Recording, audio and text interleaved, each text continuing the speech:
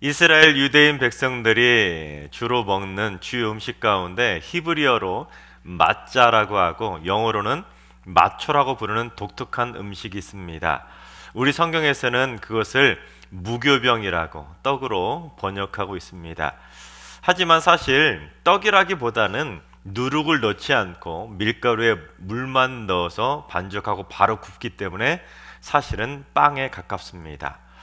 이스라엘 백성들이 출애굽하기 전날 밤에 하나님의 명령에 의해서 이 무교병을 만들어서 먹게 되었는데, 그날 밤에 하나님께서 애굽 땅에는 마지막 10번째 재앙인 장자의 죽음 재앙을 내리게 됩니다. 그래서 한쪽에서 이스라엘 백성들은 무교병을 먹고 있는데, 한쪽에서 다른 한편으로 애굽 사람들은 장자들이 다 죽는, 심지어 가축들의 처음 난 것까지 다 죽는 비극을 맛보게 됩니다.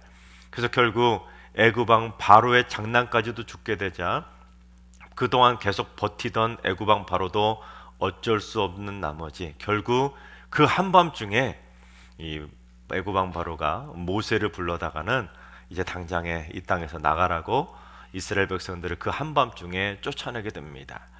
자, 그래서 이때부터 이스라엘 백성들은 무교병을 본격적으로 먹기 시작했는데, 무교병만 먹었던 것이 아니라 쓴나물과 함께 먹었습니다. 왜냐하면 이 무교병이 무엇을 상징하냐면 이스라엘 백성들이 430년 동안 애굽에서 종살이하던 그 고난을 상징하기 때문에 이 무교병이라는 떡은 고난의 떡이라고 불려집니다. 또한 무교병을 먹고 있는 그때 이스라엘 백성들은 장제의 죽음을 맛보지 않고 그들은 생명을 지킬 수 있지 않았습니까? 그래서 이 무교병은 또한 생명의 떡이라고도 불려집니다. 그래서 무교병은 고난의 떡이자 생명의 떡으로 그렇게 불려지게 되었습니다.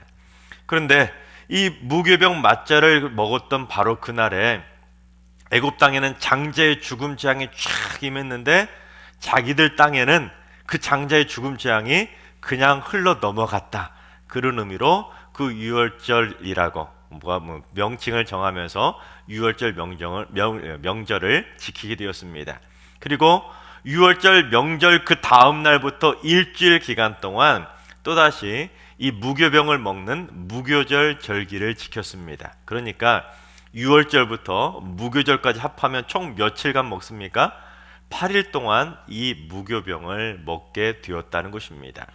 자, 그렇다면 도대체 이 무교병은 어떻게 생겼는가? 제가 조금 전에 성만찬 할 때 보여드렸던 바로 이것이 무교병입니다. 무교병 맞자라고 하는데, 이스라엘에서 직접 가져온 맞자는 아니고 제가 성만찬과 오늘 설교를 위해서 특별히 어제 주문 제작하듯이 우리 식당 간사님과 함께 열심히 만들었습니다. 근데 하루 만에 만드는 거라 이렇게 딱 굳지는 않았는데, 근데 제가 12개의 맞자를 만들어서 무교병을 이곳에 올려놓았습니다. 그리고 이렇게 올려놓은 그릇과 받침, 이 성찬상까지 주문해서 특별히 오늘을 위해서 주문해서 만들었습니다. 여러분, 이스라엘 성소나 성전 안에 가면 성소 안에 떡상이라는 것이 있는데, 그 떡상 외에도 이처럼 무교병이 전시가 되어 있는데, 전시됐다기보다도 진설되어 있는데 12개의 떡을 6개씩 나눠서 두 줄로 진설해 두었습니다. 이스라엘의 12지파를 상징하는 의미로 매일매일 날마다 새 것으로 교체하면서 이렇게 무교병 떡을 진설해 놓았는데, 그처럼 진설해 놓았다 그래서 진설병이라고도 불려집니다. 저는 예수님의 12제자를 상징하는 의미로 12개의 무교병을 만들어서 이렇게 진설해 두었습니다. 그런데 이 무교병 맞자를 이스라엘 백성들은 지금까지도 먹고 있는데, 사실 지금까지 먹고 있던 이 맞자 무교병이 19세기까지 이처럼 조금 전에 보여드린 것처럼 원형의 맞자를 많이 먹었습니다. 근데 이 원형의 맞자를 자세히 보시면 중간중간에 구멍이 뽕뽕뽕뽕 뚫려 있는 것을 보게 되는데, 왜냐하면 이처럼 마치 수제비를 밀듯이 밀가루에 물만 섞은 다음에 밀대로 쭉쭉 밉니다. 밀고 나서 포크로 같은 걸로 구멍을 꽁꽁꽁꽁 찍어가지고 구멍을 내기 때문에 둥그스름한 모양의 구멍이 뽕뽕 뚫려 있는 그런 형태를 가지고 있습니다. 하지만 반죽을 하고 밀대로 미는 것이 쉽지는 않지 않습니까? 그러다 보니까 완전한 원형이라기보다는 이처럼 그냥 밀대로 밀린 대로 그대로 통째로 굽기 때문에 이처럼 들쑥날쑥한 원형의 모양으로 만들어 먹었습니다. 근데 이처럼 만들기도 힘들다 보니까 1838년에 프랑스에 살던 아이작 생제라고 하는 유대인이 이 mat자 반죽을 납작하게 쫙 밀어서 만드는 반죽 기계를 만들게 되면서 그때부터 처음으로 이 mat자가 대량 생산하게 되었습니다. 그래서 그렇게 만들어진 오늘날 이스라엘 유대인들이 먹는 mat자는 어떤 모양이냐? 정사각형의 mat자입니다. 기계로 막 찍어내듯이 막 대량 생산하다 보니까 이처럼 비스켓 과자처럼 생긴 mat자를 만들어 먹게 되었습니다. 자, 그런데 예수님께서 최후의 만찬 때 이 식사를 나누면서 제자들에게 떡을 나눠주셨는데 그때 그 만찬은 무슨 의미로 그 만찬을 베푸셨는지 우리 누가복음 22장 14절과 15절을 봉독합니다. 때가 이르매 예수께서 사도들과 함께 앉으사 이르시되 내가 고난을 받기 전에 너희와 함께 이 유월절 먹기를 원하고 원하였노라. 그렇습니다. 예수님께서 제자들과 함께 드셨던 최후의 만찬이 무슨 만찬이라고요? 유월절 만찬이었다는 것입니다. 자, 그렇다면 예수님께서 제자들에게 나누신 떡은 무슨 떡이라는 것입니까? 바로 이 무교정 mat자라는 떡이었다는 것입니다. 그런데 유월절과 무교절이 총 며칠이라고 했죠? 8일입니다. 8일인데 이어서 지키는데 8일 동안에는 아무 일도 해서는 안 됩니다. 그러다 보니까 이 8일이 되기 전 유월절 전날까지 8일 동안 먹어야 되는 이 무교병 mat자를 다 통째로 만들어 놨습니다. 그러다 보니 이 팔레스타인 지역의 이 건조한 기후 때문에 이 mat자가 참 마르게 됩니다. 그러다 보니까 딱딱하게 굳게 되는데 너무 이게 많이 얇게 밀지 못하고 mat자를 만들게 되면 먹다가 너무 딱딱하니까 속에서 입속에 살짝 상처도 입힐 만큼 그렇게 딱딱하게 굳게 됩니다. 그래서 제가 이스라엘에서 가져온 mat자, 딱딱하게 굳은 mat자를 가져가 봤는데 이 mat자가 어느 정도냐면 이렇게 부서집니다. 완전히 부서질 정도로 이렇게 되어 있는데, 그래서 사실 예수님께서 떡을 떼었다라고 우리 성경은 번역하고 있지만 헬라어 그 떼었다는 뜻의 클라오라는 단어는 부수다, 쪼개다 또는 자르다라는 의미로 더 많이 사용이 됩니다. 그러니까 예수님은 딱딱하게 굳어있는 이 무교병 mat자를 부수고 쪼개서 제자들에게 마지막 만찬으로 나누어 주었다는 것입니다. 자, 그렇다면 예수님께서 그처럼 무교병 mat자를 부수고 쪼개서 제자들에게 나눠준 것은 무슨 의미가 있는가? 우리 노향림 시인의 몸이라는 시가 있습니다. 고통은 살 속에다 못 박는 일이다. 탕탕 허리 뒤 어느 벽에 척추 두 번째 뼈에 못을 박나보다. 시간이 휘두르는 사나운 망치 내 몸은 이미 절반쯤 부서져 나갔다. 실제로 우리도 온몸에 어떤 극심한 고통과 통증을 느낄 때 내 몸이 막 부서지는 것 같아, 그런 표현하지 않습니까? 즉 무교병 mat자의 부서짐과 그 쪼개짐은 바로 예수님의 십자가 고난을 상징한다는 것입니다. 그처럼 주님은 온몸이 쪼개지고 부서지는 그 고통 가운데 십자가에서 죽으신 지 3일 만에 부활하셨습니다. 우리 성경은 그 부활한 날을 무슨 날이라고 표현하냐면 안식 후 첫날이라고 표현합니다. 그리고 그 안식 후 첫날 부활절에 예수님이 12제자가 아닌 다른 두 제자가 이제 서로 그동안 있었던 일들에 대해서 막 이야기를 하면서 예루살렘에서 20里떨어진 엠마오라는 마을로 가게 됩니다. 근데 그 가는 길에 예수님께서 나타나셔서 함께 동행하지만 이 제자들은 그가 누구인지 알아보지 못합니다. 왜 그랬는지 우리 누가복음 24장 16절을 봉독합니다. 그들의 눈이 가리워져서 그인 줄 알아보지 못하거늘.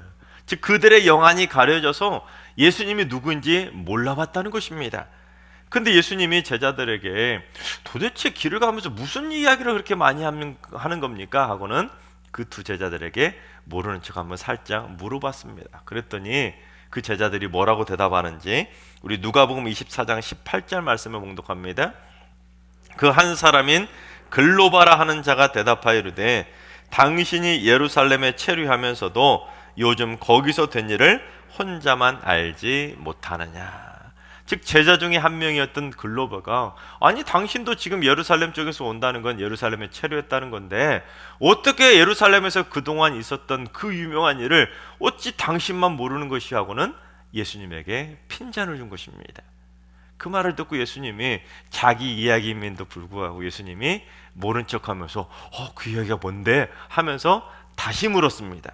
그러자 그 제자들이 뭐라고 대답하냐면 그건 바로 나사렛 예수에 관한 일이다 하면서 예수님과 관련된 그동안의 이야기를 쭉 이야기를 해줍니다. 특별히 대제사장들과 관리들이 사형 판결을 내려서 예수님을 십자가에 못 박아서 죽여버렸는데 이제 벌써 살이나 되었다고 원망하듯이 말합니다.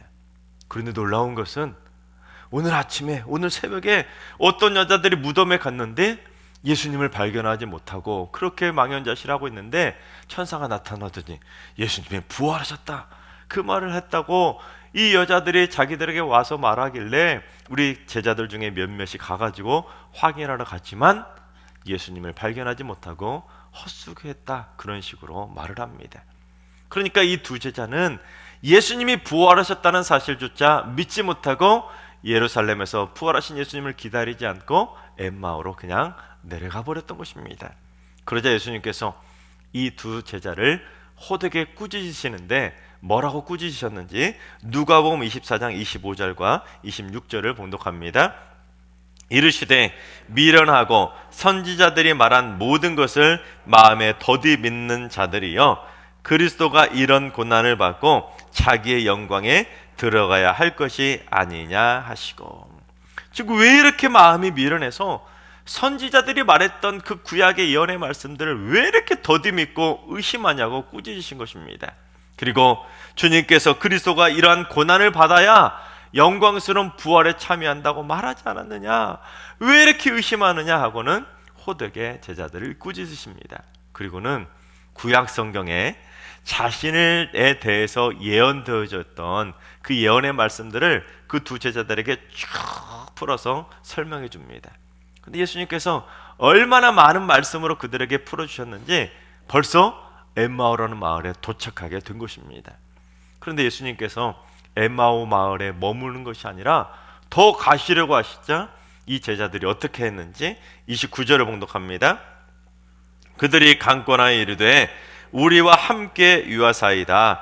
때가 저물어가고 날이 이미 기울었나이다 하니 이에 그들과 함께 유하러 들어가시니라.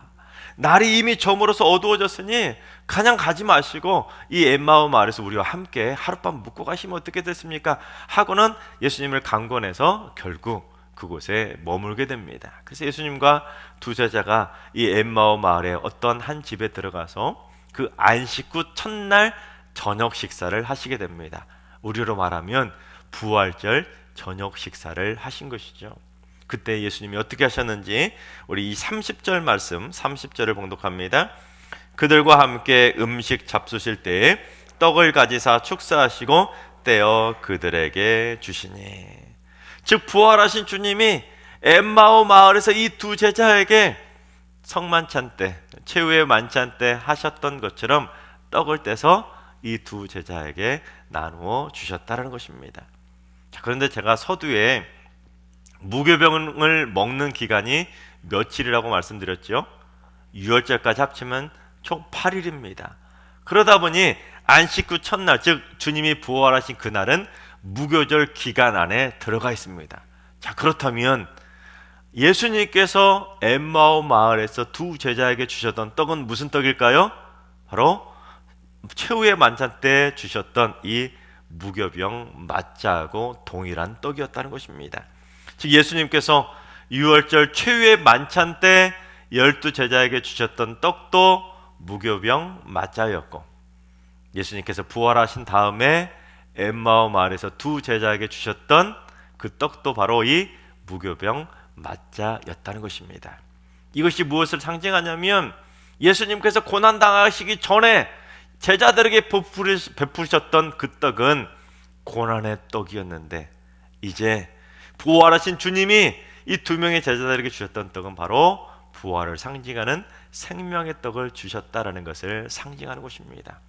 그래서 예수님께서 이 제자들에게 생명의 떡을 주시자 이 제자들이 그 떡을 먹고 나서 어떻게 변화가 일어났는지 우리 31절 말씀을 봉독합니다.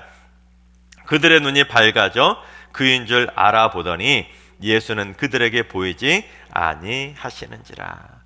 그렇습니다. 영안이 쫙 가려져서 그동안에는 같이 식사하면서도 예수님을 몰라봤는데 떡을 딱 주님이 주시는 생명의 떡, 부활의 떡을 먹고 나서 영안이 쫙 열리자 이 앞에 계시는 예수님이 바로 우리가 그토록 믿고 따랐던 예수님이라는 것을 드디어 깨닫게 되었던 것입니다. 하지만 그 기쁨도 잠시 자신들의 눈앞에 앉아 계시던 예수님이 갑자기 눈앞에서 싹 하고 사라지시게 된 것입니다. 그처럼 엠마오 마을에서 두 제자와 식사하시던 장면을 화가들도 많이 작품으로 담아냈는데 그 중에 몇 작품을 좀 보겠습니다. 이 작품은 까라바조라고 하는 화가의 작품인데 예수님께서 그 두 명의 제자들에게 떡을 주자 제자들이 그 떡을 받아 먹고 깜짝 놀라는 장면, 요즘으로 말하면 깜놀하는 장면을 담아내고 있습니다. 먼저 왼쪽에 앉아있는 이 제자를 보십시오. 의자를 지금 딱 딛고는 어떤 자세냐면 너무 깜짝 놀라서 이게 누구야 하고는 예수님을 이렇게 쳐다보고 있는 그런 장면을 담고 있습니다. 그리고 오른쪽에 있는 이 제자는 너무나 놀라서 깜짝 놀라서 두 손을 들고는 예수님이야 하고는 쳐다보고 있는 모습입니다. 그런데 한 명이 더 있지 않습니까? 이 뒤쪽에 서 있는 사람은 이들에게 음식을 갖다가 서빙하던 하인인데 이 하인은 당연히 예수님이 누구인지 얼굴을 모르지 않겠습니까? 그러니 다른 두 제자는 예수님을 알아보고는 깜짝 놀라지만 이 하인은 전혀 놀라지 않습니다. 그리고는 도대체 이 사람이 누군데 이렇게 놀라는 거야? 하는 식으로 무심코 예수님을 쳐다보고 있습니다. 다음으로 렘브란트가 그린 작품인데 렘브란트는 엠마오 식사를 두 작품을 그렸습니다. 1648년에 그린 이 작품은 잔잔한 성화처럼 그 엠마오 마을에서 부활 저녁에 두 제자와 식사를 나누던 그 고요했던 잔잔했던 그 모습을 진짜 성화처럼 고요하게 작품을 그렸습니다. 근데 이 작품보다 약 20년쯤 전에 그린 또 다른 작품 하나가 있는데 바로 이 작품입니다. 떡을 먹고 한 제자가 깜짝 놀라서 예수님이 하고는 깜짝 놀라는 장면을 담고 있습니다. 자, 그렇다면 또 다른 한 명의 제자는 어디 있을까요? 여기 있을까요? 네. 이 그림을 얼핏 보면 이게 두 번째 제자인 것처럼 볼 수 있습니다. 두 번째 제자는 깜짝 놀라서 달아나듯이 예루살렘으로 막 뛰쳐나갔다는 것을 보여주기 위해서 이렇게 그렸다라고 해석하지만 사실은 아닙니다. 이 그림이 너무 어둡게 그려지다 보니까 예수님을 만나서 식사했던 두 번째 제자를 잘 찾지 못합니다. 너무 어둡다 보니까 그래서 제가 어제 저녁에 여러분이 좀 쉽게 알아볼 수 있도록 이 그림의 명도와 대비를 강하게 바꾸어 보았습니다. 이제 어둠 속에 숨겨져 있던 다른 제자가 여러분 보이시나요? 여러분 영안 열리셨어요? 마치 영안이 열려야 예수님을 알아본 것처럼 렘브란트가 의도적으로 한 명의 제자는 어둠 속에 그렇게 숨겨놓듯 그렇게 그려놓은 것입니다. 이 제자는 너무 깜짝 놀라서 일어나다가 의자도 지금 넘어져 있고 예수님의 앞에 무릎을 탁 꿇고 있는데 마치 예수님 몰라보여서 죄송해요 죽을 죄를 지었어요 하고 말하는 것처럼 그렇게 엎드려 있지 않습니까? 그런데 이 렘브란트는 영안이 가리워져서 어두워져서 예수님을 알아보지 못하던 제자들의 상태와 이제 예수님이 주시는 생명의 떡을 먹고 나서 영안이 밝아져서 예수님을 알아본 제자들을 그 변화된 모습을 대비시키기 위해서 한 명의 제자는 이처럼 시커먼 모습으로 또 다른 한 명의 제자는 이렇게 밝은 제자의 모습으로 담아내었습니다. 그래서 그들의 영안이 열려서 이렇게 변화되었다는 것을 의도적으로 보여주기 위해서 이렇게 담아낸 것입니다. 그렇습니다. 제자들은 그동안 예수님이 의심의 보따리 때문에 예수님이 누구인지 알아보지 못했었는데 그래서 예수님에 대한 예언도 의심하고 부활도 의심하고 그처럼 무심하게 엠마오 마을로 내려가 버렸다는 것입니다. 에이, 설마 예수님이 어떻게 부활해? 어떻게 죽은 자가 다시 살아나? 그렇게 의심했었는데 부활하신 예수님이 떼어주신 그 부활의 떡, 생명의 떡을 먹고 나서 영안이 열리게 되자 드디어 부활하신 예수님을 알아보게 되었던 것입니다. 그리고 나서 이 제자들이 어떻게 했는지 우리 32절을 봉독합니다. 그들이 서로 말하되 길에서 우리에게 말씀하시고 우리에게 성경을 풀어주실 때에 우리 속에서 마음이 뜨겁지 아니하더냐 하고. 여러분, 이거는 우리가 흔히 말하는 뒷북치는 장면입니다. 왜냐하면 여러분 자세히 보시면 이 제자들이 예수님이 주시는 떡을 보고 마음이 뜨거워졌다고 말한 것이 아닙니다. 자세히 보시면 예수님께서 길에서 성경을 풀어주실 때 마음이 뜨거웠다, 그걸 말하고 있는데 그때는 말하지 않다가 예수님이 주신 떡을 먹고 나서 영안이 열리고 나서 보니까 그때 저분이 우리에게 말을 해줄 때 마음이 왜 뜨거워졌는지 이제서야 알겠구나. 예수님이었기 때문에 우리의 마음이 그때 뜨거워졌었구나 하고는 그때서야 뒷북치듯이 고백을 하고 있는 것입니다. 그러니 아무리 우리의 마음이 뜨거워지고 뭔가 막 무슨 감정적인 요동이 치듯이 무언가 신앙적인 체험을 하더라도 우리의 영안이 열리지 않으면 그것이 무슨 일인지 느낄 수 없다는 것입니다. 이 두 명의 제자는 부활하신 주님을 만나고 나서 영안이 열리고 나서는 당장에 주님을 알아보고는 그렇구나, 주님은 부활하셨구나, 그것을 깨닫고는 당장에 일어나서 자기들이 만났던 부활의 주님을 증거하기 위해서 예루살렘으로 곧바로 가게 됩니다. 즉 그들은 부활하신 예수님을 만나 생명의 떡을 받아먹고 나서야 영안이 활짝 열리고는 이제 부활의 주님을 만난 그 기쁨을 많은 사람들에게 전하기 위해서 부활하신 주님을 증거하는 삶으로 변화되게 되었다는 것입니다. 그러니 그들은 예수님의 부활을 믿지 않고 의심하던 고난의 인생에서, 그냥 의심의 보따를 짊어지고 살아가는 고난의 인생에서 부활하신 주님이 주신 생명의 떡을 먹고 나서는 부활의 주님을 증거하는 생명의 인생, 부활의 인생으로 변화되게 되었다는 것입니다. 우리는 보통 성찬을 참여하다 보면 고난당하신 그 고난에만 초점을 맞춰서 성만찬에 참여할 때가 많이 있습니다. 그러나 성찬의 떡은 부활하신 주님을 만나게 해주는 귀한 축복의 떡이고, 또한 그 부활의 주님의 축복의 떡을 먹고 나면 우리의 영안이 열려서 부활하신 주님을 만나고 부활하신 주님을 증거하는 삶으로 변화되게 된다는 사실입니다. 하나님께서 사랑하신 여러분, 예수님은 우리를 구원하시기 위해서 이 무교병 마자처럼 우리를 위해서 온몸이 부서지고 쪼개지는 고통을 당하시며 십자가 위에서 죽어주셨습니다. 그리고 우리에게도 부활의 기쁨을 선물하기 위해서 3일 만에 부활하셨습니다. 이제 여러분 모두 다 성찬을 드실 때마다 나를 위해서 온몸이 찢겨지고 부서지고 고통당하시는 그 고통을 여러분 모두 다 기념하시고, 또한 여러분의 영안이 활짝 열려서 부활의 주님을 만천에 증거하며 살아가는 부활의 증인들이 다 되시기 바랍니다. 그래서 성경에 기록된 모든 말씀들을 하나도 의심하지 아니하고 성찬의 떡을 먹고 마실 때마다 여러분 모두 다 부활의 주님을 만나시고 부활의 주님을 증거하게 되시기를 주님의 이름으로 축원합니다.